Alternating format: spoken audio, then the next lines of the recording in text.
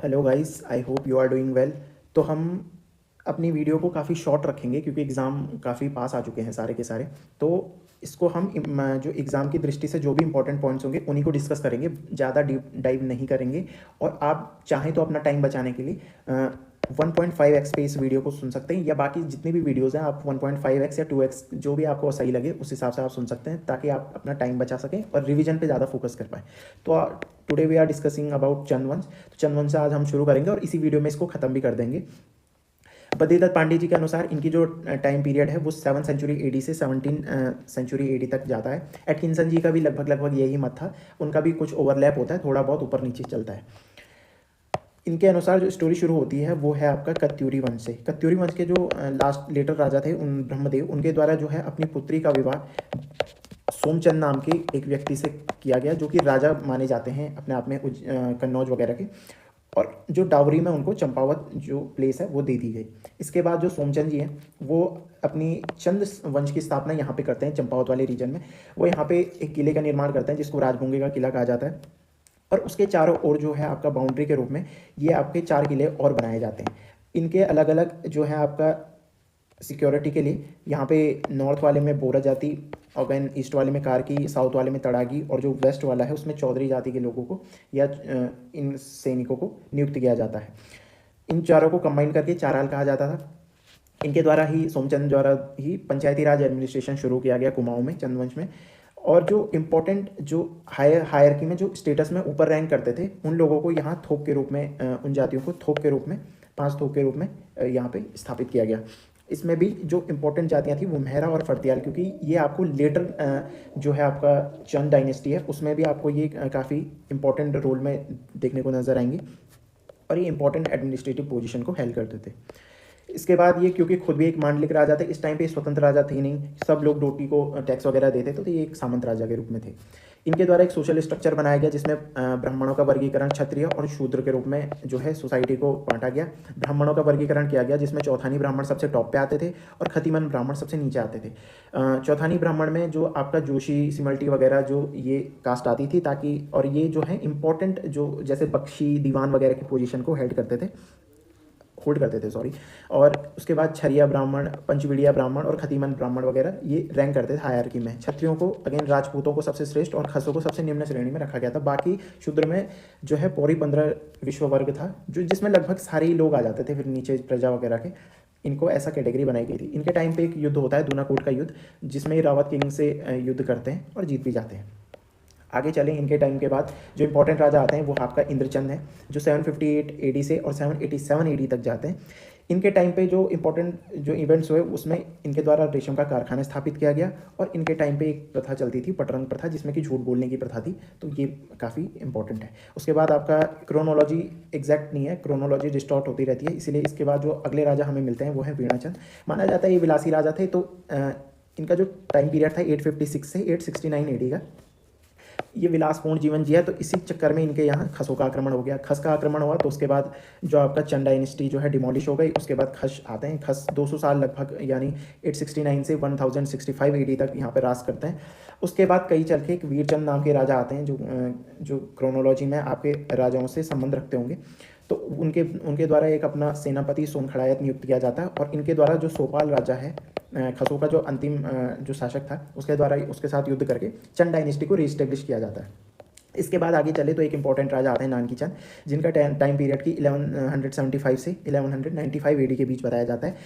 इनके टेन्योर में जो इवेंट हुए वो इंपॉर्टेंट है, जैसे कि 1191 एडी में जो अशोक चल का आक्रमण इन्हीं के टाइम पीरियड पे हुआ था, जिसके के सोर्स आपको बाड़ाहाट लेक और गोपेश्वर त्रिशूल लेक से देखने को मिलते हैं, जो कि अशोक चल ने ही स्थापित करवाए थे।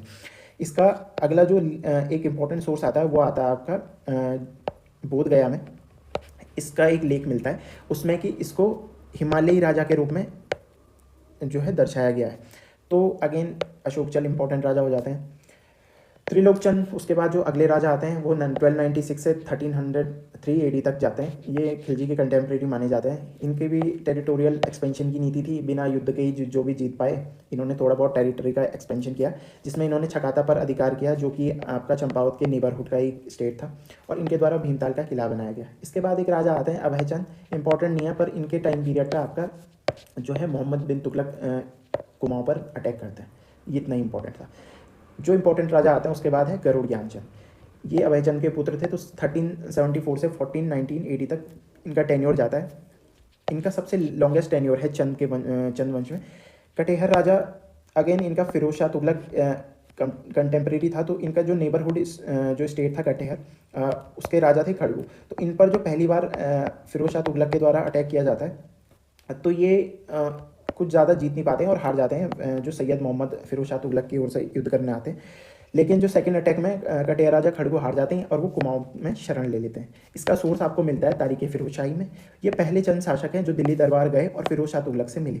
फिरोज शाह तुगलक द्वारा ही इनको गरुड़ की उपाधि दी गई। इसके पीछे एक स्टोरी है कि कहा जाता है कि फिरोज शाह तुगलक को शिकार विकार कर रहे थे, तो इनके द्वारा ये जो आपका ज्ञानचंद जी वहाँ गए तो इनके द्वारा वो शिकार में उनकी मदद की गई, तो इसीलिए इनको गरुड़ की उपाधि दी गई। और एक और कारण माना जाता है कि ये भगवान विष्णु के जो है उपासक थे और इनके द्वारा जो इनका राज्य चिन्ह था वो गरुड़ रखा गया। उसके बाद अगेन स्टोरीज आर असाइड, तो हम मेन फैक्ट पे बात करते हैं। फर्स्ट चंद किंग थे जिनके द्वारा सौर राज्य पर आक्रमण किया गया।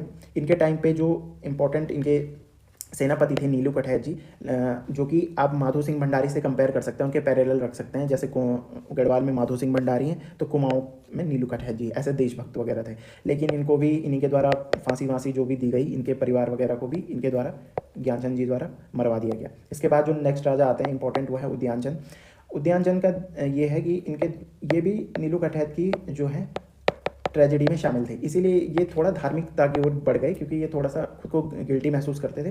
तो इनका जो टेन्योर था 1420 से 1421 एडी के आसपास, तो धार्मिक कार्य किया गया, जिसमें से एक इंपॉर्टेंट आता है आपका बालेश्वर का मंदिर चंपावत में, जिसका जीर्णोद्धार इनके द्वारा किया गया। मतलब जीर्णोद्धार मतलब ये पहले से ही रहा होगा और इसके कत्यूरों के टाइम पे से रहा होगा, तो इनके द्वारा इसको पुनः निर्माण किया गया। इसके बाद जो इंपॉर्टेंट राजा आता है आपके भारती चंद। 1437 से लेके 1450 एडी तक इनका टाइम पीरियड जाता है। इनको निर्पति या शाहजी राजा के नाम से भी पुकारा जाता है। इनके द्वारा जो है आपका 1437 में डोटी पर आक्रमण किया जाता है।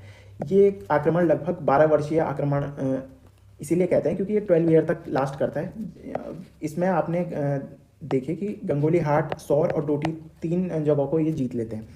अगेन अब क्योंकि 12 वर्षीय आक्रमण था तो जो सैनिक वगैरह थे वो अपनी फैमिली से दूर थे, तो राजा का एक आदेश आता है कि आप क्या कर सकते हैं, आप बिना मैरिज के फैमिली यहाँ इस्टेब्लिश कर सकते हैं।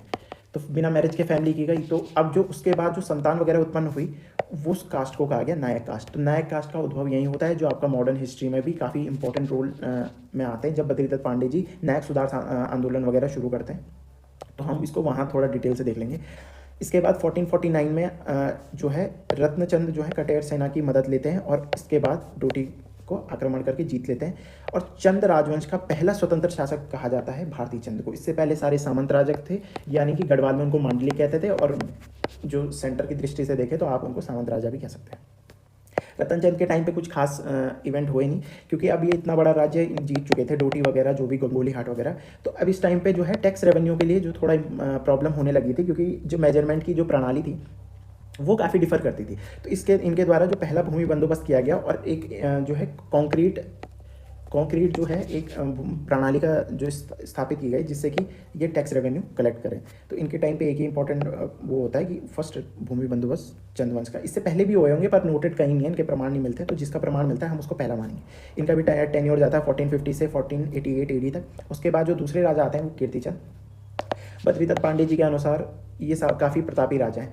अब क्योंकि इनका टेन्योर 1488 से 1503 तक जाता है, तो ये पहले ऐसे चंद शासक हैं 1491 में जो गढ़वाल पर आक्रमण करते हैं। अब गढ़वाल में उस टाइम पे कौन थे? अजयपाल जी। तो अजयपाल जी पर अब ये क्योंकि ईस्ट में पहले ही इनके जो भीमचंद जो राजा थे उनके द्वारा अटैक किया गया, तो इनके द्वारा जो है वेस्ट में अटैक किया गया और अल्मोड़ा, पौड़ी, कत्यूर, चांदपुर गढ़ी जैसे राज्य जो छोटे मोटे किंगडम थे उनको भी अपने उसमें शामिल कर लिया गया अपनी टेरिटरी में।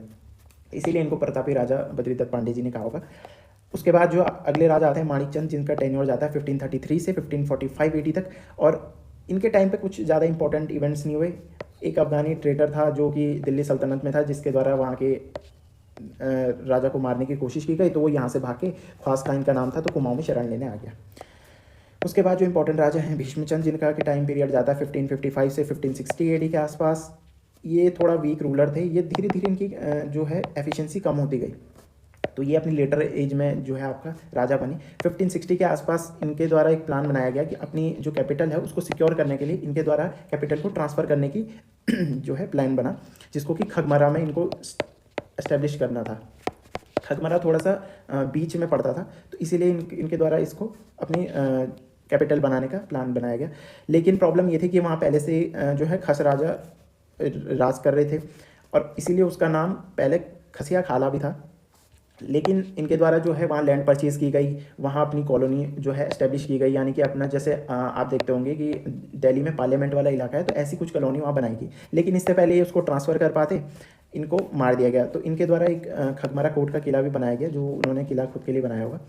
तो खस राजा गजहुडिंगा ने इनको वहीं पे समाप्त कर दिया। तो 1560 में इसीलिए अपनी कैपिटल को शिफ्ट नहीं कर पाए। लेकिन इनके जो पुत्र आते हैं बालू कल्याण चंद, जो इनके स्टेप सन है, एक्चुअली इनके खुद के पुत्र नहीं थे, तो इनके द्वारा अब क्योंकि सबकी एफिशिएंसी कम हो रही थी, तो जो छोटे मोटे राज्य थे वो खुद को क्या करते थे, खुद को स्वतंत्र घोषित कर देते थे। अब क्योंकि उनके पास लड़ने की एफिशिएंसी थी नहीं, जो सेंटर पावर थी, तो इसलिए छोटे छोटे डिसेंट्रलाइजेशन होने लगा। लेकिन जब बालू कल्याण चंद आई, जिनका टेन्योर कि 1560 से और आपका 68 एडी तक जाता है, 1568 एडी तक, उनके द्वारा गंगोली हाट को जीता जाता है, फिर मणकोटी का राज्य जीता जाता है। ऐसे ऐसे करके ये क्या करते हैं कि गजहुडिंगा को भी हरा देते हैं, और 1563 में जो अपनी कैपिटल है उसको चंपावत से अल्मोड़ा ट्रांसफ़र कर देते हैं। पहले इसका नाम आलमनगर नहीं था, वो लेटर टाइम पे इसका नाम आलमनगर पड़ा। इसके बाद ये एक और इम्पॉर्टेंट जो है इनके टाइम पे जो डेवलपमेंट है कि नेल पोखर किले का निर्माण किया जाता है इनके द्वारा, जिनको कि गोरखा शासन में लाल मंडी का किला, इसका निर्माण जो है 1563 में ही किया गया, और लाल मंडी का किला इसको गोरखा शासन में कहा जाता था, और जो अगेन अंग्रेजों के टाइम पे इसको ही फोर्ट मोइरा कहा गया। इसके बाद जो दूसरे इंपॉर्टेंट शासक आते हैं वो आपके रुद्रचंद हैं, जिनका टेन्योर जाता है आपका 1568 एडी से 1597 एडी तक, 68 एडी से 97। तो ये यंगेस्ट चंद शासक कहे जाते हैं। इनके टाइम पीरियड पे जो है, अब क्योंकि मुगल्स आ चुके हैं, मुगल्स में भी जो आपका अकबर वाला टाइम आ चुका है 58 के बाद से, और आपका 1605 तक जो है अकबर रहता है। तो इन्हीं के टाइम पे पहला मुगल अटैक हुआ, जो कि 1568 में हुआ, जिसका कि सेनापति हुसैन खान टुकड़िया के द्वारा किया गया। कुछ इनके टेरिटरी का एनेक्सेशन किया लिया गया। फिर 1575 में अगेन अटैक किया गया। लेकिन सेकंड मुगल अटैक जब हुसैन खान टुकड़िया ने किया अकबर की सेना का, तो इस बार इनके द्वारा इक्वा जो है युद्ध की एक मांग की गई है रुद्रचंद के द्वारा, कि सेनाओं को ना लड़ाकर, जैसा आपने पद्मावत मूवी में देखा होगा कि अलाउद्दीन खिलजी और मेवाड़ के राजा के द्वारा बीच जो युद्ध होता है कि सिंगल 1-on-1 फाइट, तो उसको इक्फा युद्ध कहा जाता है। तो इसमें रुद्रचंद जो है जीत गए। 1588 में रुद्रचंद जो है अकबर से मिलने सीधा लाहौर पहुँच जाते हैं। उस टाइम अकबर जो है नागौर फोर्ट को जीतने के लिए युद्धरत रहते हैं। तो रुद्रचंद के द्वारा इनकी हेल्प की जाती है नागौर फोर्ट को जीतने में, इसीलिए जो है अकबर द्वारा इनको 84 माल परगने का जो स्वामी बना दिया जाता है, जिसका कि आपको एविडेंस मिल जाता है अकबरनामा में, जो बदायूनी ने लिखी थी। आईने अकबरी में भी कुछ जिक्र मिलता है जो अबुल फजल जी ने लिखी थी, कि पर उसमें ऐसा इनका नाम का कोई उल्लेख नहीं था, उसमें 21 महलों का उल्लेख किया गया था कुमाऊँ के लिए। अब रुद्रचंद के द्वारा बीरबल को भी अपना राजपुरोहित नियुक्त किया जाता है। 1589 में रुद्रचंद के द्वारा रुद्रपुर शहर की स्थापना की जाती है। उसके बाद 1591 में गढ़वाल वर्सेस कुमाऊं का युद्ध होता है, जिसमें कि गढ़वाल की साइड, क्योंकि कुमाऊं जो है कत्यूर वैली पे अटैक करना चाहता है, लेकिन कत्यूर वैली के जो राजा थे सुकालदेव, वो गढ़वाल से हेल्प लेते हैं। तो बलभद्र शाह उस टाइम पे राजा थे, तो बलभद्र शाह और सुकालदेव जो है कंबाइंड होकर उनकी फोर्सेज रुद्रचंद से युद्ध करती है, जिसमें रुद्रचंद हार जाते हैं। ये ग्वालदम का युद्ध था। लेकिन जब सेकंड टाइम रुद्रचंद अटैक करता है कत्यूरी वैली पर, तो गढ़वाल राजा उसकी मदद नहीं करते हैं या कुछ कारणवश नहीं कर पाते हैं। तो 1592 में जो है बैजनाथ के युद्ध में सुकालदेव मारे जाते हैं युद्ध में, और अगेन इनके रुद्रचंद जीत जाते हैं। तो रुद्रचंद द्वारा अल्मोड़ा में एक महल, मल्ला महल का निर्माण किया जाता है, जिसके अंदर के उनके द्वारा रामशिला मंदिर की भी स्थापना की जाती है। इनके द्वारा एक सोशल ऑर्डर बनाया जाता है, जिसमें कि ब्राह्मणों का क्लासिफिकेशन बताया गया कि चौथानी ब्राह्मण सबसे टॉप पे, उसके बाद तिथानी ब्राह्मण, उसके बाद हलीय ब्राह्मण और ओली ब्राह्मण सबसे हायरकी में सबसे नीचे रैंक करते थे।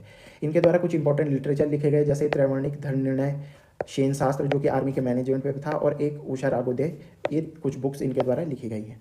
शिलादित्य नाम से भी रुद्रचंद को संबोधित किया जाता था। अब इनके जो दो पुत्र थे, एक था लक्ष्मीचंद, एक था शक्ति गोसाई। शक्ति गोसाई क्योंकि बचपन से अंधा था, इसीलिए इसको कुमाऊं का धृतराष्ट्र भी कहते हैं। इनके द्वारा मापन प्रणाली का विकास किया गया, जिसमें 16 मुट्ठी बराबर एक नाली मापन किया जाता था। कुमाऊं में भूमि बंदोबस्त का कार्यालय स्थापित किया गया। इनके द्वारा सेल खड़ियाँ जो संगमरमर के बागान होते थे एम्यूनेशन रखने के लिए व गोला बारूद रखने के लिए उसकी स्थापना की गई। और सेंजवाल विभाग की स्थापना की गई जो पद खिल्लत वगैरह रखने के लिए प्रयोग में लिया जाता था। अगर स्पेसिफिक नाम आता है तो आप इस वाले ऑप्शन के साथ जा सकते हैं, लेकिन अगर किसके पीरियड में वाला ऑप्शन आता है तो उसमें लक्ष्मीचंद के साथ ही आप जाएँ। तो लक्ष्मीचंद का टेन्योर आपका 1597 से 1621 एडी के आसपास रहता है। इनके द्वारा जो इंपॉर्टेंट कार्य किए गए जो है अदालतों का निर्माण किया गया, जिनको दो भागों में डिवाइड किया गया, एक न्योवाली और एक विस्टाली। न्योवाली में जो है आपका न्यायवाली थी जो आपके सिविलियंस के लिए थी, जो विस्टाली थी वो आपकी जो है सैनिकों वगैरह के लिए जो भी कोर्ट थी वो विस्टाली कही जाती थी। इनके द्वारा सैनिक भर्ती के लिए प्रवेश परीक्षा की शुरुआत की गई। अगेन 1602 में इनके द्वारा बागेश्वर के बागनाथ मंदिर का जीर्णोद्धार किया गया। अब जीर्णोद्धार यानी पहले से बना हुआ था, बस इसको एक नए सिरे से रूप दिया क्योंकि कत्यूरों ने इसको पहले ही बना लिया था। इन्हें राजा सियार राजा और लखुरी बिराली कहा जाता है। और जहांगीर नामा में भी इनका वर्णन मिलता है। इनके टाइम पे कंटेम्प्रेरी जो है जहांगीर थे और जो गढ़वाल में थे मानशाह थे। मानशाह के टाइम पे एक बुक लिखी गई थी भरत कवि द्वारा, आप चाहें तो उस ऑप्शन में लिख सकते हैं। दिलीप चंद इसके बाद राजा आते हैं। विजय चंद कहते हैं कि इनका टेन्योर जो था 1625-16 के आसपास था और ये विलासी राजा थे, इसीलिए इनके भतीजे जो हैं त्रिमल चंद ये विलासी राजा नहीं थे। इनकी जो हत्या कर दी गई थी इनकी इंटरनल पॉलिटिक्स के कारण इनको इनके जो सामंत वगैरह जो भी इनके मंत्री वगैरह थे इनके द्वारा पॉइजन दे दिया गया। तो इसके बाद जो त्रिमल चंद आते हैं 1625 से 1638 के जिनके टेन्योर रहता है, इनके द्वारा सबसे पहले रसोई दरोगा पद की नियुक्ति की जाती है। अब रसोई दरोगा पद के लिए इनके द्वारा जो है जो नीलू कटहत नाम से जो आपने पहले पढ़ा होगा गरुड़ ज्ञानचंद के टाइम पे जो राजभक्त थे उन्हीं की फैमिली से रसोई दरोगा का पद सृजित किया जाता है। और राजचेलियों के लिए कुछ नियम भी स्थापित किए जाते हैं। इनके टाइम पे कुछ इवेंट यही इंपॉर्टेंट थे। इसके बाद आता है आपका बाज बहादुर चंद, जिनका कि नाम बाजा था, लेकिन इनको बाज बहादुर की उपाधि आपको शाहजहाँ ने दी थी। 1638 से 1678 एडी के बीच इनका टेन्योर रहता है। इनके टाइम पीरियड पर गढ़वाल में शासक पृथ्वीपति शाह थे। 1654 में जब शाहजहाँ ने गढ़वाल पर अटैक किया तो बाजा ने इनकी हेल्प करी। अब इनके टाइम पे हेल्प करी तो इनके द्वारा मनीलागढ़ तक का जो गढ़वाल का राज्य था वो जीत लिया गया। अब इससे प्रॉब्लम क्या आ गई कि जो कत्यूरी वंश के लोग थे इनके द्वारा जो गढ़वाल के पेरिफेरल एरिया में जो थे उसको अटैक किया गया और वहाँ अटैक किया गया।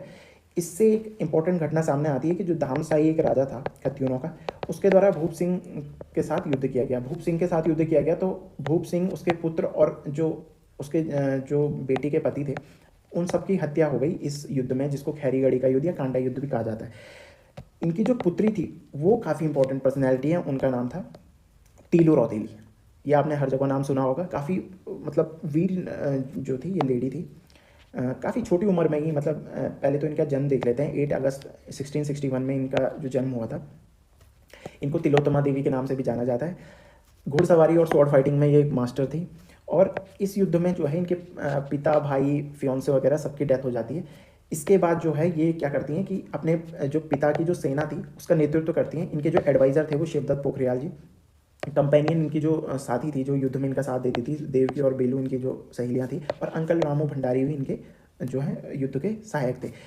इनके द्वारा जो है गुरिल्ला वॉरफेयर को मास्टर किया गया और इनकी जो आर्मी का जो जनरल था वो था श्री गुरु गौरीनाथ। ये अगेन शिवाजी के भी आर्मी के जनरल रहे, तो इनको ही अपनी आर्मी का चार्ज दिया गया इनके द्वारा 7 साल में, यानी कि 15 ईयर से ये युद्ध में आ चुकी थी और 22 ईयर तक इनके द्वारा 7 साल में 7 वॉर जीती गई और सारी की सारी जीती गई। और इनके द्वारा लगभग 13 फोर्ट थे वो जो अपने अधिकार में ले लिए गए, जो कत्यूरों के द्वारा जिस पर अधिकार कर लिया गया था। इनकी डेथ हो जाती है अगेन 15 मई 1683 में नयार रिवर में। जो रामू रजवार है इसके द्वारा छल से इनकी हत्या कर दी जाती है। इनके नाम पर ही जो 2006 में उत्तराखंड गवर्नमेंट है तीरू रौतेली अवार्ड का जो है इनके द्वारा घोषणा की गई, जिसमें कि जो वुमेन और गर्ल्स हैं उनके एक्स्ट्रा ऑर्डिनरी परफॉर्मेंस के लिए किसी भी फील्ड में उनके द्वारा जो एक्स्ट्रा ऑर्डिनरी परफॉर्मेंस की जाती है उसके लिए जो है अवार्ड दिया जाता है। तो ये काफ़ी ब्रेव लेडी थी। अब हम बहादुर चंद जी पर वापस आते हैं। बाज बहादुर चंद, जब शाहजहाँ ने इनको बहादुर की उपाधि दी तो इनके द्वारा अगेन एक हथिया देवाल मंदिर की स्थापना की गई पिथौरागढ़ में, जो कि कैलाश टेम्पल एलोरा का है, उसी के तर्ज पे बनाया गया था, सेम स्ट्रक्चर उसका था। इसने जो है तिब्बत, अब क्योंकि तिब्बत जो मानसरोवर वगैरह जाते थे लोग तो उसमें काफ़ी प्रॉब्लम आती थी लोगों को, क्योंकि तिब्बत के लोग उनको काफ़ी परेशान करते थे, जो भी उन पर काफ़ी प्रॉब्लम फेस करनी पड़ती थी, तो इसके लिए इन्होंने तिब्बत पर अटैक किया और तिब्बत को जीत लिया और तिब्बत पर जो है सिरतिकर लगाया। एक फटांकर भी इनके द्वारा लगाया गया कि जो गोल्ड डस्ट वगैरह के रूप में दिया जाता था इनके द्वारा, क्योंकि ये खुद जो कुमाऊँ रीजन है वो आपका मुग़ल सल्तनत का काफ़ी क्लोज एलाई था, तो इनके द्वारा ही जजिया कर भी अपनी प्रजा पे लगाया गया जब औरंगजेब पावर में आया। इनके द्वारा नंदा देवी की प्रतिमा को जो है गढ़वाल से कुमाऊँ शिफ्ट किया गया 1654 में ही। बाज बहादुर शहर की भी स्थापना करी। कटारमल का जो सूर्य मंदिर था उसका जीर्णोद्धार किया गया और घोड़ाखाल में इनके द्वारा गोलू देवता का मंदिर भी स्थापित किया गया। इसके बाद जो अगले रूलर आते हैं वो हैं आपके उद्योचन। उद्योचन का जो टाइम पीरियड जाता है वो 1678 से 1698 एडी के आसपास रहता है।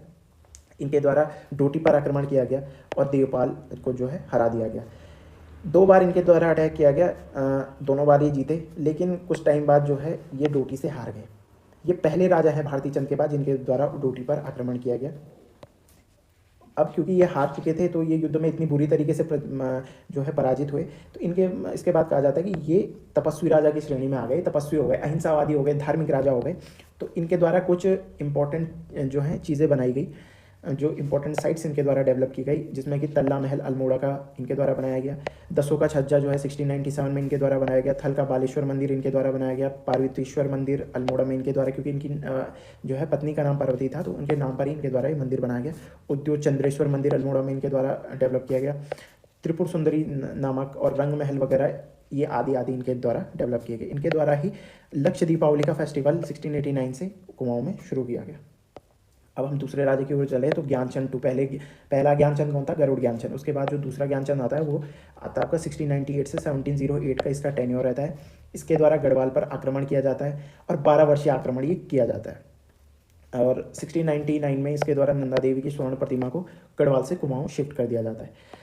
अब इसके बाद जो राजा थे वो थे जगतचंद। जगतचंद काफ़ी इंपॉर्टेंट राजा है। इनका टेन्योर जो है 1708 से 1720 तक रहता है। इनके पीरियड को ही गोल्डन पीरियड कहा जाता है चंद डायनेस्टी का।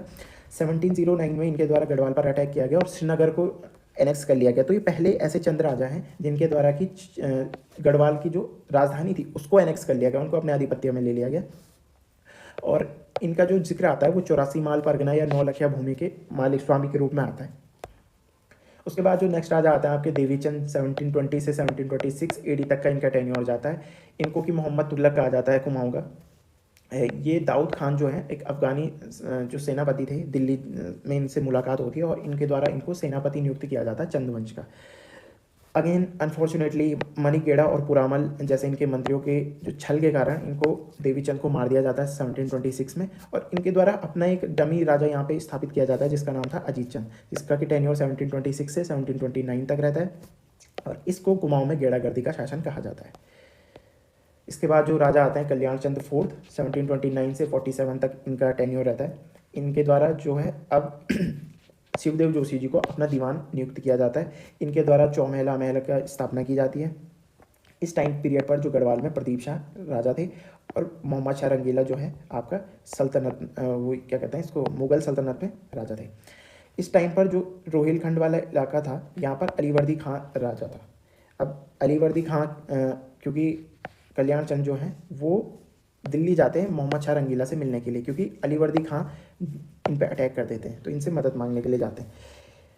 इनके द्वारा फड़तियालों को क्या किया जाता है? सेलेक्टिव किल किया जाता है, क्योंकि फड़तियालों के साथ ये विद्रोह फड़तियाल कर चुके थे तो इसीलिए इनका सेलेक्टिव किलिंग वाला जो वो था वो शुरू किया जाता है। फड़तियाल जो है शरण लेने चले जाते हैं रोहिलखंड में और ये वहाँ जाके भी जो है फड़तियालों को समाप्त कर देते हैं। इससे रोहिलखंड के जो राजा हैं वो काफ़ी चिंतित हो जाते हैं कि हमारी राज्य में आके, हमारी टेरिटरी में आके हमारे शरणार्थी को आप मार रहे हैं। तो इसीलिए रोहिलखंड ने क्या किया कि अटैक कर दिया कल्याण चंद पे। तो जो विजयपुर का युद्ध हुआ जो शिवदेव जोशी और अलीवर्दी खां के बीच हुआ, इसमें जो है आपका ये लोग हार गए, कल्याण चंद वगैरह। अब कल्याण चंद वगैरह हार गए तो इसके बाद ये इन्होंने गढ़वाल में शरण ली। अब गढ़वाल में शरण ली तो रोहिलों ने उनको भी अटैक कर दिया, तो रोहिलों ने उन पर भी अटैक किया तो उनको भी हरा दिया। तो इसीलिए हम देखते हैं कि प्रदीप शाह के टाइम पे भी रोहिलों ने एक बार फिर से बाद में नवाब खां की अगुवाई में गढ़वाल पर भी आक्रमण किया था। अगेन हम उसको पढ़ चुके हैं इसीलिए हम उसको ज़्यादा डिस्कस नहीं करेंगे, इसी पे कंटिन्यू करते हैं। 1743 में आपका विजयपुर का युद्ध होता है जिसमें कल्याण चंद की सेना हार जाती है। इनके टाइम पर शिव जटाशंकर जी ने एक बुक लिखी थी कल्याण चंद्रोदय। इसके बाद जो अगले राजा आते हैं वो हैं आपके दीपचंद। दीपचंद के जो संरक्षक थे वो थे शिवदेव जोशी। इनका टेन्योर रहता है 1747 से 1777 तक।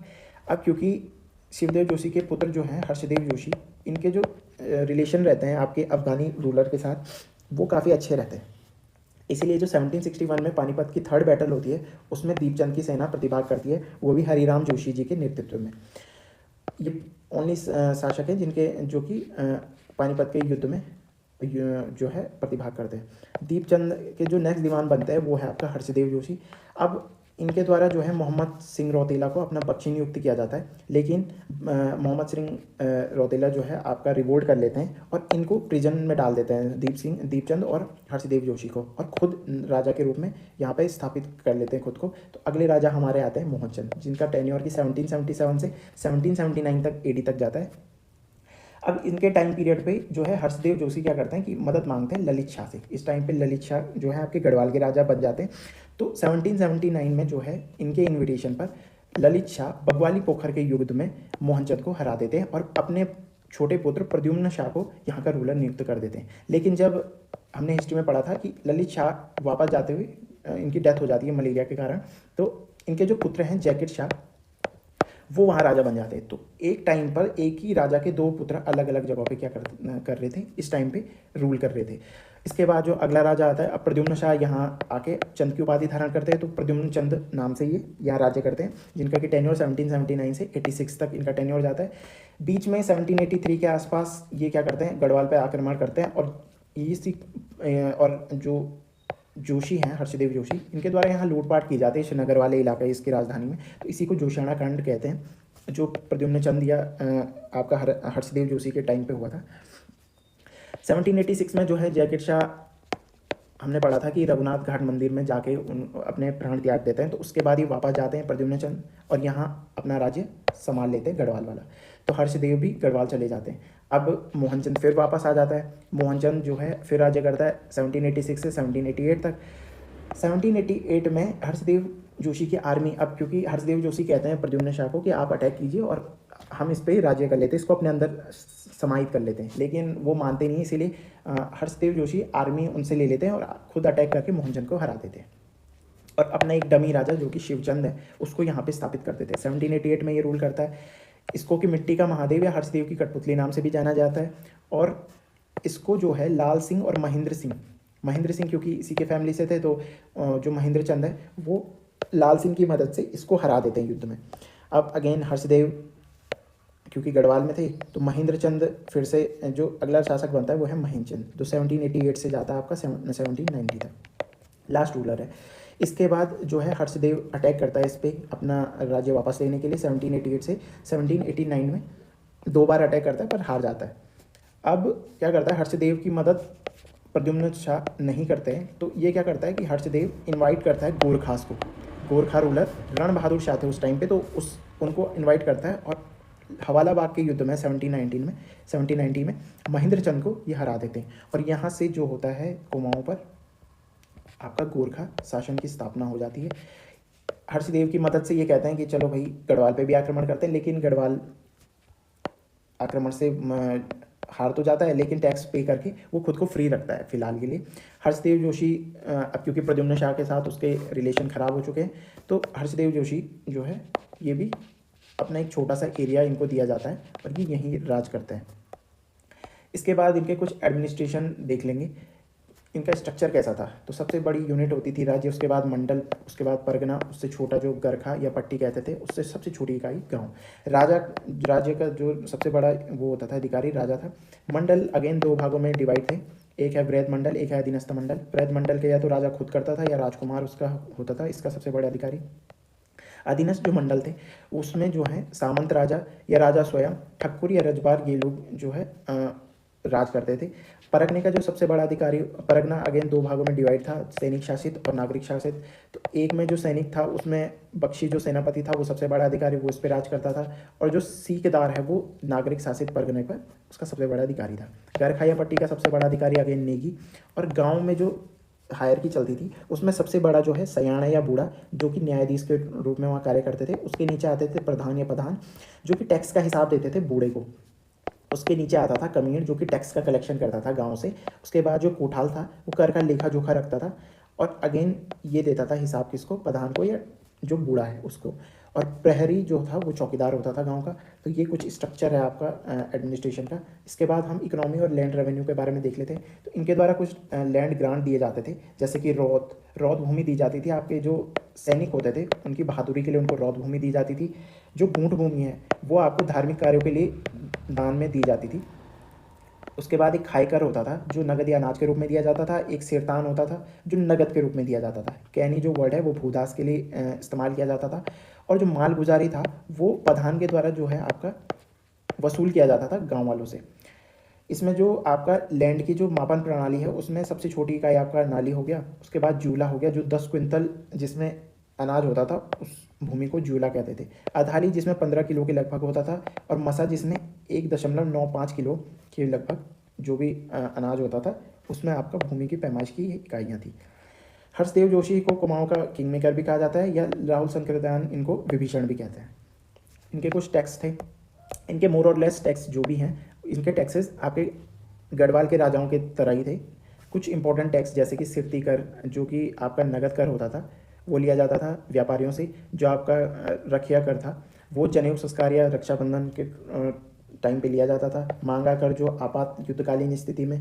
खैनी कपिलिनी जो कर था वो बेकार का कर था। यानी आप इनको याद रख सकते हैं कि खैनी क्योंकि बेकार होती है तो इसलिए बेकार कर से आप इसका वो कर सकते हैं, रिलेट कर सकते हैं। मांगा कर अगेन आप वॉर के टाइम पे कुछ मांग रहे हो तो मांगा कर। रखिया तो अपने आप में रक्षाबंधन वगैरह के लिए रिलेट हो ही जाएगा। आप कटक जो है थोड़ा याद रख सकते हैं कि सेना के लिए जो सेना के पास खड़क वगैरह रहता है तो कटक जो है इनके लिए वसूला जाता था। सूती वस्त्रों के लिए अगेन हमने परमार्थ में पढ़ा था कि टान कर होता था, तो यहाँ भी टान कर ही वसूला जाता था। कूद जो है वो नगद के बदले जो आपके पास अगर कैश नहीं है तो इसके बदले आप प्रोडक्शन का कुछ पार्ट देते थे, इसको कूद कहते थे। इसके बाद आपका जो भेंट होती थी वो सभी जगह राजा या राजकुमारों को दी जाती थी। न्याय पाने के लिए न्योवाली कर होता था। रौल या देवलिया कर जो है देवी देवता, इसमें मतलब देव आ रहा है तो देवों की पूजा के लिए जो कर दिया जाता था। घोड़ियालों कर जो कि घोड़ों के लिए, अगेन इसमें घोड़े वाला शब्द आ रहा है तो घोड़ों के लिए जो कर था। पौड़ी कर जो है प्रहरियों के लिए जो वसूला जाता था। कुरियाली कर जो पहले हमने परमार में भी देखा था कि राजकीय कुत्तों के लिए वसूला जाता था। कमीणचारी सयानचारी जो बूढ़ा और सयाना है उनके द्वारा कृषकों से वसूला जाता था। और एक जागर कर था जो जागर करने वालों से वसूला जाता था। तो अगेन देखा जाए तो लगभग सारे कर ही कर यहाँ पे 36 प्रकार के कर यहाँ पे लगाए जाते थे। इसी को क्या कहते थे, छत्तीसी कहा जाता था। इनके द्वारा एक उपज का 6वां भाग भी कर के रूप में लिया जाता था जिसको कि गल्ला चहाड़ा कहा जाता था। इनका राज्य चिन्ह गाय था। अब अगेन अगर ऑप्शन में गाय आता है तो आप गाय के साथ जा सकते हैं। इनको विष्णु जी का भी उपासक माना जाता है लेकिन मेनली ये शिव के उपासक थे। लेकिन इनके द्वारा शिव, सूर्य, गणेश, विष्णु वगैरह सबके मंदिर बनाए गए थे। जैसे कि बैजनाथ का जो लक्ष्मी नारायण मंदिर है ये भी चंदों ने बनाया था। इनकी भूमि निर्धारण की जो आपको रिस्पॉन्सिबिलिटी थी वो आपको ग्राम प्रधान या मुखिया को ही दी गई थी। तो ये कुछ इनके लैंड रेवेन्यू से रिलेटेड इंपॉर्टेंट फैक्ट्स थे। तो अब हम अपनी वीडियो को यहीं पे एंड करते हैं और हम अगली वीडियो में आपका गोरखा शासन के बारे में देखेंगे। तो ये आपकी मास्टर क्लास थी आपकी चंद्रवंश के लिए। Thank you.